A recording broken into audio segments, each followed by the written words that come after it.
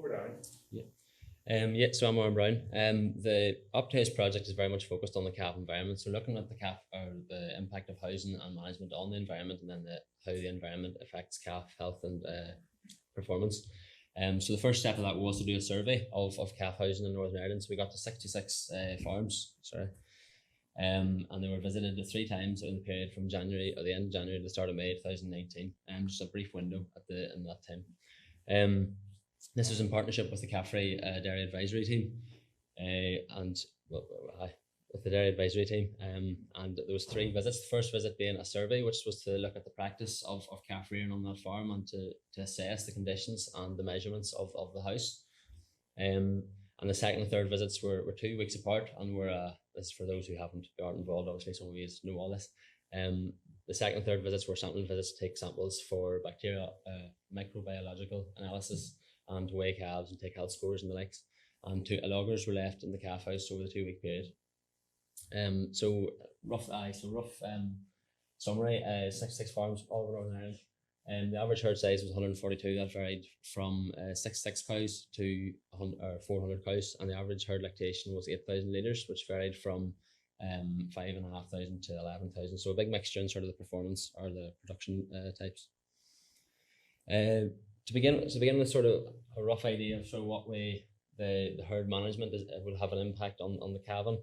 As you can see there, a big variation in the number of calves that the farms are keeping from birth to weaning. So a big difference from 250 cows or calves down to 16, and the average being 70. So the number of calves coming into that period, and then looking as well at the calving spread across the year. So you put herds there calving all year round. So that's maybe 120 calves coming 365 days a year, and balanced across that. Whereas you might have heard in the spring and 6% of the spring block calvers, where you've got the same number of calves coming over a 2-month, 3-month period, which places a big difference in the demand on the calf house in terms of bacteria coming from the calves in terms of hygiene.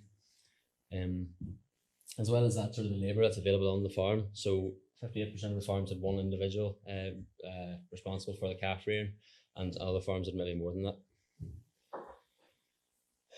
So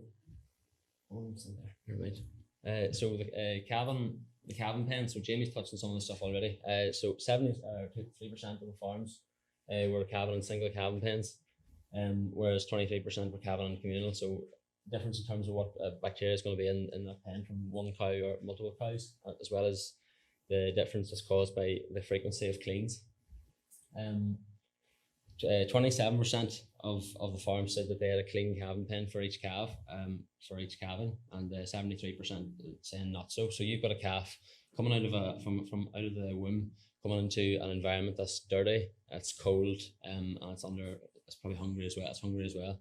So it's a lot of physiological stress placed on the calf. As well as that, 26% of the farms said that sick cows were in the calving pens. Slightly skeptical about that, I suppose. It's the easiest place to put a sick cow, but 74% said that they did not do that. So again, not only is this calf coming into a dirty environment, it's very much an infected environment if you've sick cows coming in and out of the calving pens. Onto the single calf pen management. So single calf pens. Almost certainly the first place the calf goes if you're using a single calf or single pens, then onto group pens. The single pen is the place where the calf goes first. It's the younger, more immuno-naive calves going into this pen. The majority clean them out every three weeks, every 4 to 6 weeks, and every 8 to 10 weeks. So there's large variation, as you can see, across the farms in terms of how often they're being cleaned out, which have a big impact on the hygiene. And then added to this, if we're going to the next one about how they're cleaning them out. So the first column here, the farms are cleaning out the pens, washing the pens and disinfecting. The next column over, just cleaning them out and washing them, and then cleaning out and just disinfecting, and the final one where they're cleaning them out only. So the lack of actual washing out organic material, as Jamie talked about, is not actually cleaning out the bacteria where the problems arise. And there's another thought just that from farms where they're cleaning out and disinfecting, but not necessarily washing. If you have a calf pen, as we've seen, not being cleaned out once or twice a year, and you're cleaning it out, it's going to be very hard for you to wash out all the organic material before you disinfect that. So it's another way that bacteria is allowed to lay dormant, or not lay dormant, but to stay there across cleans, and the hygiene deteriorates continually.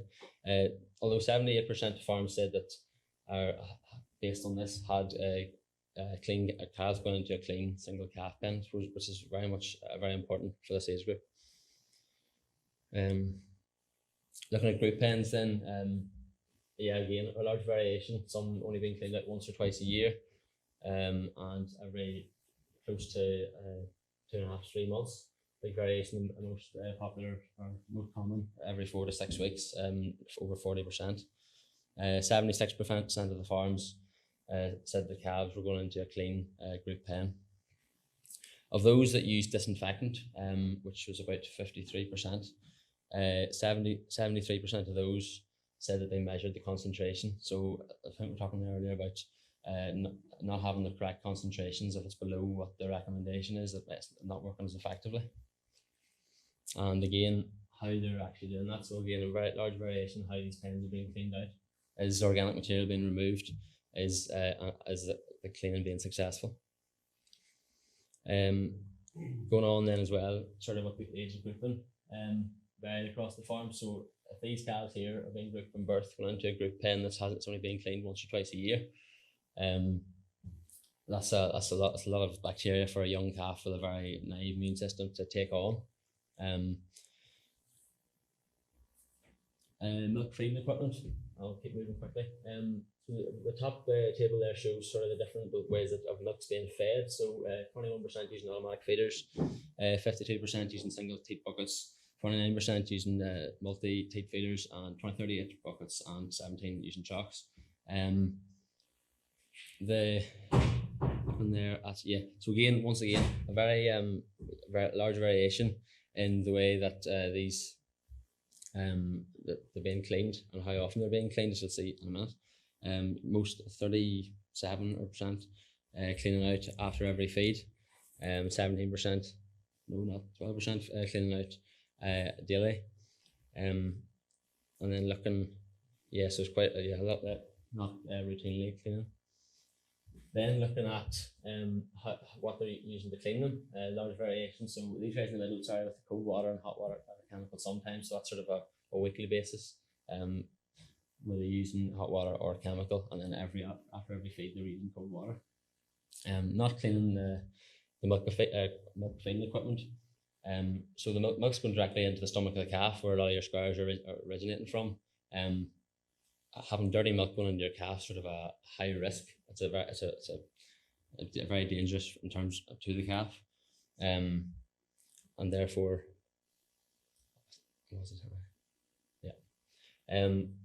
the thought is that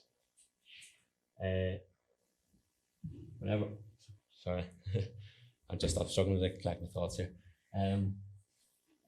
My thought was that if you're not cleaning the calf equipment every feed, and you're letting it stay for say 3 or 4 days or more, I know for a fact I live in a student house, and if the dishes are left overnight or a couple of days, you can't clean them with cold water. The stuff's not going to get cleaned, and therefore it's very important that they're being cleaned regularly and being cleaned properly. In terms of designated cleaning and drying areas, 35% had a designated cleaning area, 23% had a designated drying area. This is sort of a nice idea of a calf kitchen, access to hot and cold water for proper cleaning, and then the drying area, as you can see. So allowing the equipment to be cleaned in an area that's away from the calves, not contaminated by that, to clean between feeds. Water drinkers and buckets. So the hygiene from the water, in the water, we first group there is the conductivity. So conductivity is measured across several drinkers within the Calfhouse. Large variation seen there within that. Most of that was seen within the recommendations of 1500, which is quite interesting. Conductivity is a measure of the ability of electricity pass through the water, so that's the presence of insoluble ions. Access, hygiene, and cleanability were all measured a scoring system, so it's a 1 to 4, sort of a way of measuring that visually. 1 being the best, 4 being the worst. And an average of access was 1.7. So access, looking at sort of how many animals can drink at one time and the height of the drinker. Hygiene being sort of the level of contamination visually in the water, and then cleanability being where is that water truck? Is it the back of the pen? Is it hard to see? Is it easy to clean? Does it have a plug? And then hygiene analysis, which was a lot of interest in, I suppose, which were very high. There is no such specification for what hygiene should be in terms of TVCs, coliforms, and E. coli in calves or in cattle. We're working here from the Red Tractor pig standards, and from the samples that we took, none of the samples were within the recommended level for TVC at 22 degrees.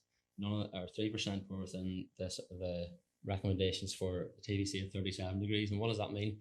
37 degrees TVC is sort of the presence of bacteria that can thrive at body temperature 37 degrees, as opposed to 22 degrees, which is room temperature.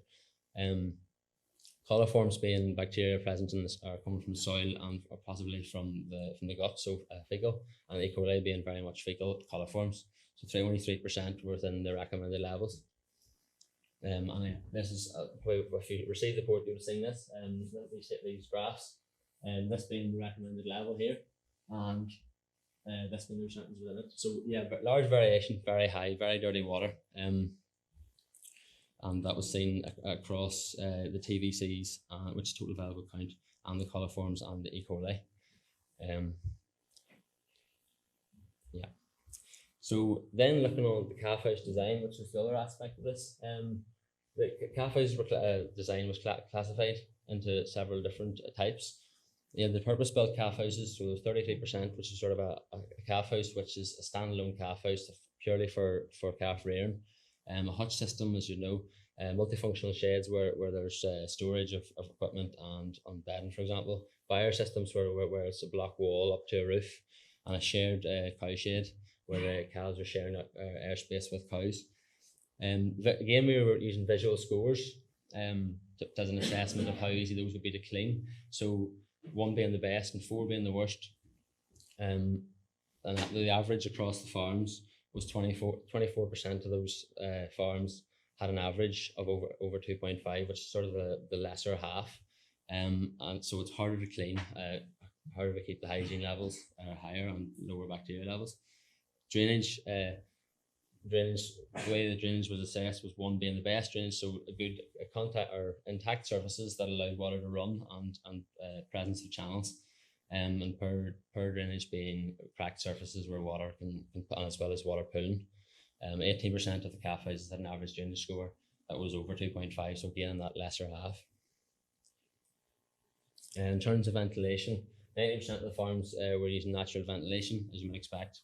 52% were sharing airspace with older animals.